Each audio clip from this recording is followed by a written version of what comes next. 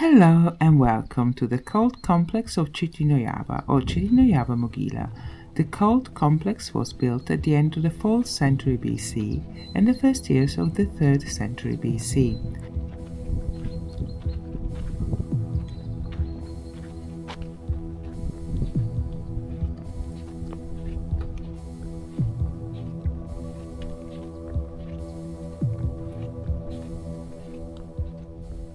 The central monument is this mound.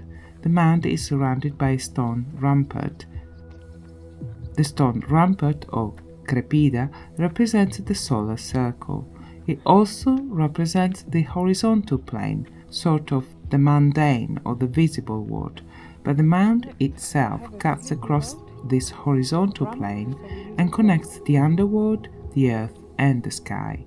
Some researchers think that the mound also marks the border spaces between these worlds, where the transition from life to death to immortality takes place. The shape of the mound mimics the mountain. In Thracian mythology, the mountain has a specific meaning. The mountain is a point of intersection between the heavens and the earth, and as such is the center of the visible world. The Mother Earth, or the Great Mother Goddess, is closely associated with the concept of the mountain.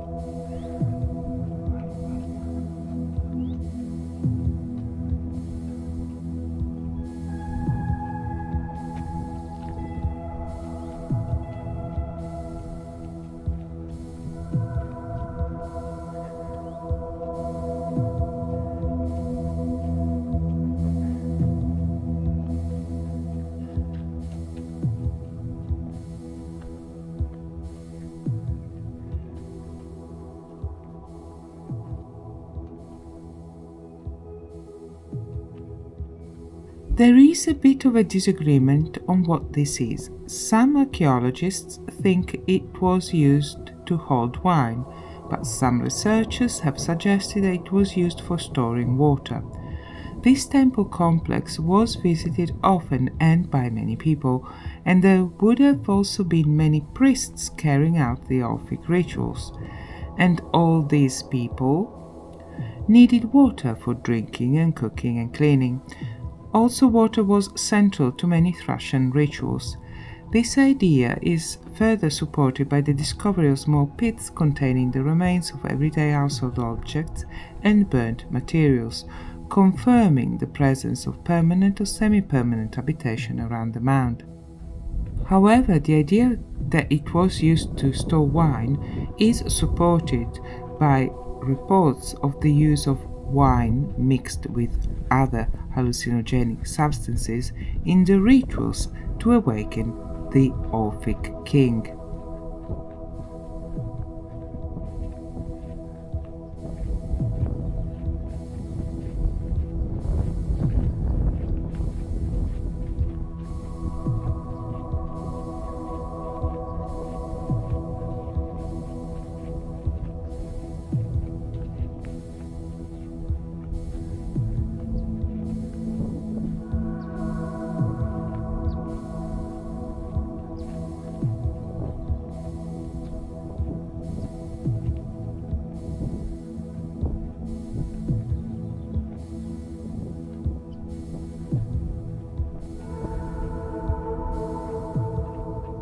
But it is time to venture in.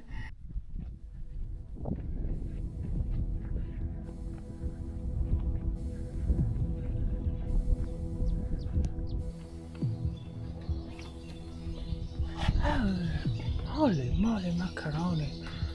Prepare to go back to ancient civilization. The steps leading into the mound are already part of the journey, and they remind the visitors that they are climbing towards a higher plane. This area did not have a roof. The roof has been added to protect the archaeology. To the left and right there are stone steps leading to smaller platforms, and the idea is that these platforms led to alleys circling the mound and were used during the Orphic rituals.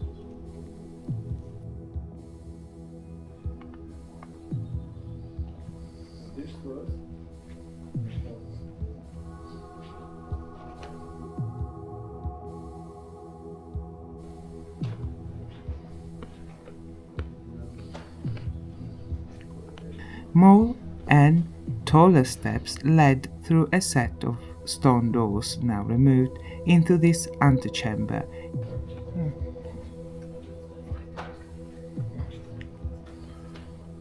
Can I have a look? Here the purification ritual was performed. Then the would-be king would be allowed to pass through another set of stone doors and enter the center of the mound or the womb.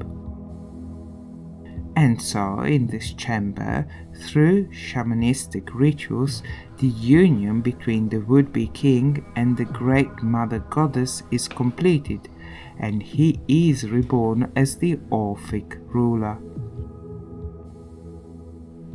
This circular chamber is decorated with 10 half columns, ending with Doric capitals. The decorations mark the 10 stages of the Orphic cycles. The colors have specific meanings. Red means death, black means the time in the womb, and white, pale blue, means rebirth. Mapping the 10-stage cycle in the Thracian religion is a bit difficult, as not all researchers agree. But very roughly put, the Great Mother Goddess is everything. She first creates the masculine principle, or the sky god. Their offspring is the sun. He is made in part by the sky elements, but also blood and fire from the earth and the underworld. The sun god travels across the heavens, then descends into the earth. According to some researchers, the sun god is slaughtered and his blood fertilizes the earth. Either way, from this destructive union between the earth and the sun, a new sun emerges. The cycle of death and rebirth ensures the continuation of the visible world, but this marriage also gives life to the sun's child, commonly called Orpheus. And here it gets a bit vague, but a man trained in the secret teachings, which include music, singing and poetry, can enter in the sacred union with the Great Mother Goddess and be reborn as the Orphic ruler with divine qualities. After his death, he is taken back to the mound where he became the Orphic ruler and is buried in its vicinity, thus completing the last stage in the 10-stage cycle and leaving the endless cycle of death and rebirth to achieve immortality. So far, the consensus is that the Thracians didn't write things down, and most of what is known about them comes from ancient Greek and later Roman writers and of course the archaeology. But as research continues, what is known about the Thracians will probably change and evolve.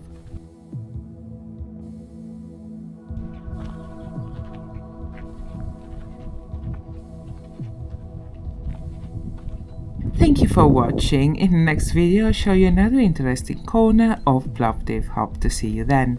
Thank you for watching. Please like and subscribe, it would be wonderful. I publish these videos in English on Tuesdays, Italian on Wednesdays and Bulgarian on Thursdays. Have a lovely day. Bye bye.